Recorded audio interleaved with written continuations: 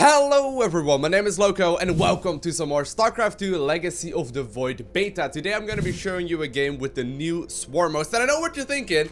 I know exactly what you're thinking. It's like, Loco, this new Swarm host you're talking about has been in the game for a while, right? Well, basically what they did though is change up the new Swarm host completely once again. Because all of a sudden it is a viable unit. In the past, you know, it was 200 gas, 4 supply. Way too expensive. You had to research the flying Locust upgrade to make them even remotely useful, and it just felt like they were a very big waste of the amount of minerals and gas you could make. But right now they are a very viable option. Now in this specific game I'm up against one and only Son Goku. I did upload a video versus him in the past as well. I don't know exactly which one that is, but I played a lot of games versus him in the Legacy of the Void beta.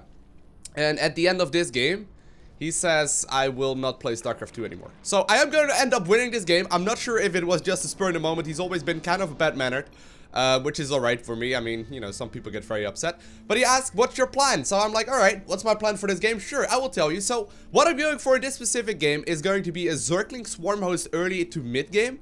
And then I'm going to go towards Ultralisk in the late game. Now, I know for a fact that Ultralisks are going to be the go-to units when most ground-based armies are going to collide. Because, for the most part, Ultralisks are absolutely unkillable, especially if you have a couple of queens behind it. But obviously, you cannot just go straight towards Ultralisks. So, in this specific game, you will see me make Zerglings into Swarm hosts. I will also have to make Corruptors. And I believe that I will be able to switch towards Ultralisk right away. But in some other games that I have played with this exact same style, I also have to, like, for example, add in some Roaches and sometimes some Hydralisks or maybe some Vipers and maybe sometimes some more Queens if he's really like Immortal focused and all kinds of other things that really does make this a very suitable strategy. So, one important thing to note about Legacy of the Void is that Protoss does not know what kind of harassment they will see. In the past, it was really Protoss that would be the guys that are harassing and trying to deny the economy. But right now, in Legacy of the Void, Zerg has countless little options as well.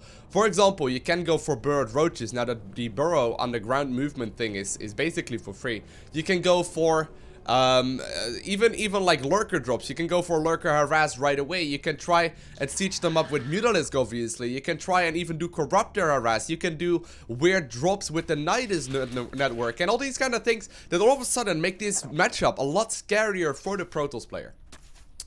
Now in this specific game, Son Goku is gonna go for a army composition that consists of disruptors and a whole bunch of gateway units and then some more robotics units as well. He's gonna go for a disruptor drop, and obviously that does allow me you know, to go for my swarm host, but most importantly it's gonna force me to also go for the defense. Basically, if you let disruptor drops go out of town, I've tried countless ways of defending with them. Without the Spire, it's gonna be very difficult. Now, early on, obviously, since I'm only really going Zergling Swarm host as like, or a Zergling Ultralisk as my army composition, early on I'm not gonna have a whole lot. So what exactly did change about the Swarm host? I've been talking about the unit a lot, but I didn't actually mention what exactly has changed. So basically in the past, in Heart of the Swarm, the unit was introduced and it was mainly used as like a siege option. What would happen is Zerg would make them, you would put some static defense in front of it, and you would basically be allowed to take your side of the map because there was very little that the other player could do against it. Now, in Legacy of the Void, they have changed this unit up significantly in the fact that right now you can fly the Locust. The cooldown on the Locust ability, however, is very long, so you can only really use them every now and then, basically making them absolutely useless in combat. But right now you can fly them, which means you can go over cliffs, and on top of that the Locust damage is much higher. So what they end up being is a completely different unit in the fact that right now you need to use them for harass. In straight up combat they are very easy to pick off. I mean, Locusts only have 50 health. And obviously, you know, since they fly, they usually take a bunch of damage before they even start fighting. They're kind of slow, and you know, the cooldown on them is very long. So you need to make sure that you're harassing with them rather than fighting with them. And on top of that, they right now are only 100 gas and 200 minerals and 3 supply, opposed to 200 gas, 100 minerals and 4 supply. So before like last Tuesday or something, you would literally make them and basically lose a big chunk of your army without having a single little bit of guarantee of being able to do damage to them. Now, on top of that, the Locust flying upgrade, like the flying Locust upgrade, is now researched by default. And on top of that, Swarm hosts can now actually move while burrowed. Now, in the patch notes video that I made, I will put that as the very first link right below the like button below. In the patch notes video, I very clearly mentioned that I think the new Swarm hosts, just from paper, seemed extremely overpowered. And I'm not sure if that is still the case, but I have to say that they are extremely, extremely powerful. So I have been doing a little bit of scouting right there with the Overlord in his main base. I do end up finding out that my opponent does have this unit down right there, the robotics bay. Now, in the past, you would immediately assume, okay, Colossus play, you know, just make some Corruptors or attack up to Vipers and we're good. But right now, in Legacy of the Void, yes, you will basically only see Disruptor play. Now, what exactly is the Disruptor? Disruptor is basically a big ball of doom. You activate the ability, it is invulnerable, and it will explode after a couple of seconds.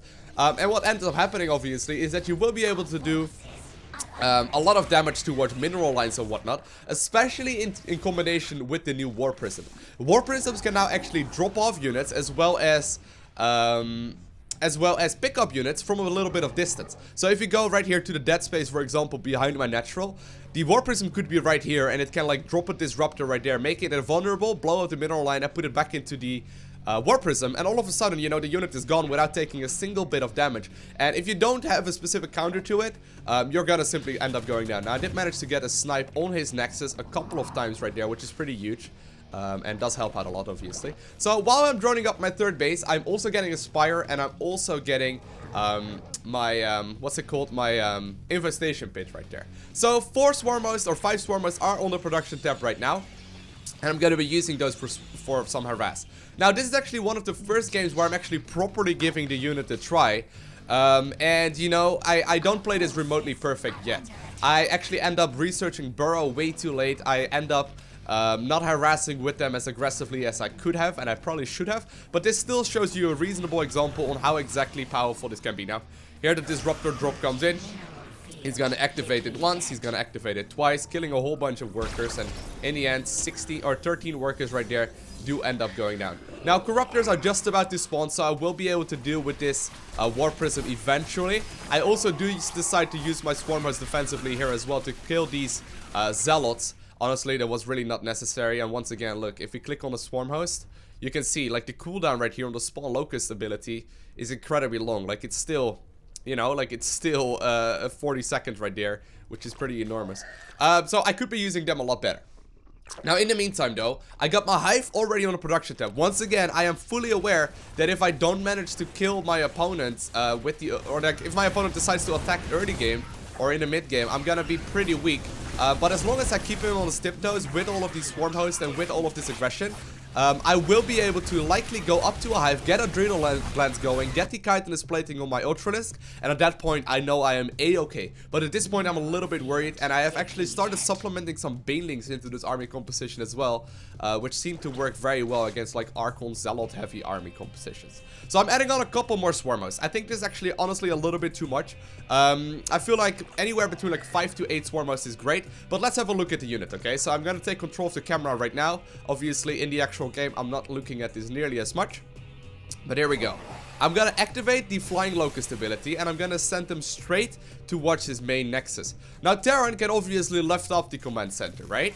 What can Protoss do? Well, he can try and warp in. It's not gonna be in time. If he does not have his army close by, Nexuses will end up falling very, very rapidly, because the Locust damage is insane. As you can see, like, the amount of damage that did right there was crazy.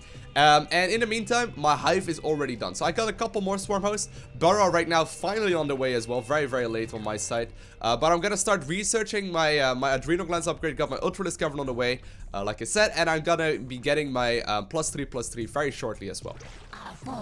So I'm just trying to harass. I'm just trying to make sure that my opponent does not move across the map right now until I get my Ultralisk out. If he would move across the map right now, actually, I think I would be in quite a bit of trouble. But here we go. Look at these guys. It looks so funny to me.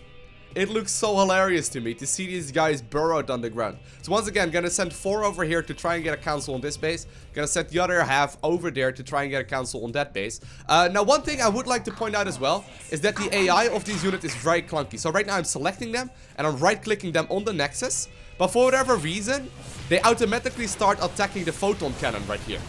I have no idea how that worked. Like, I didn't attack move them. I just simply right-clicked on the Nexus. But for whatever reason, as soon as they get attacked, they will still sort of like move over there and try and get that army going. However, my other little group of swarm hosts right there did manage to get the kill on that fort base. So it's very, very nice. So basically what I'm using my swarm host for right now, and as I've been doing in the last couple games, I've been using my swarm host as a stepping stone. Since I get my infestation pit up, and since I need that for a hive anyway, it is a very good idea, because they're only 100 gas, 200 minerals, to get a couple of swarm hosts anyway and do some harass with them. So I've been using them as a stepping stone towards the hive tech, and just to sort of like try and force, especially Protoss players, back for the longest time. So I've been denying a lot of economy with them. As you can see in the supply counts, it's really starting to pay off for me. And I'm just adding on more and more Ultralisks. 7 Ultralisks right now in total in the production tab. Gonna try and do a little bit of a run by. Keep in mind, these are +2 attack Adrenal Glands Zerglings. Adrenal Glands right now adding 40% attack speed opposed to 18. So I will be able to get a Nexus right there in the natural. Look at that damage, it's insane. Another Nexus right here in the main base is gonna take a lot of damage, and believe it or not, this one is also gonna end up falling, basically making my opponent completely all in. So what I'm doing right now is getting my queens over, trying to transfuse the Ultralisks that I do have. I ideally don't want to engage yet until my chitinous plating is done. I want to wait a little bit longer for that upgrade to finish up. Still have a couple of Corruptors as well to potentially kill that War Prism off, and maybe even the Mothership Core as well. Gonna use a couple Locusts that I do have for defensive purposes. Ultralisks are gonna start moving in right now with the +7 attack that they have in total right now. Zerglings, meanwhile, are picking off every single base that the opponent has, and he gets absolutely dominated. So here we go. He says, Zerg and Terran is so imba.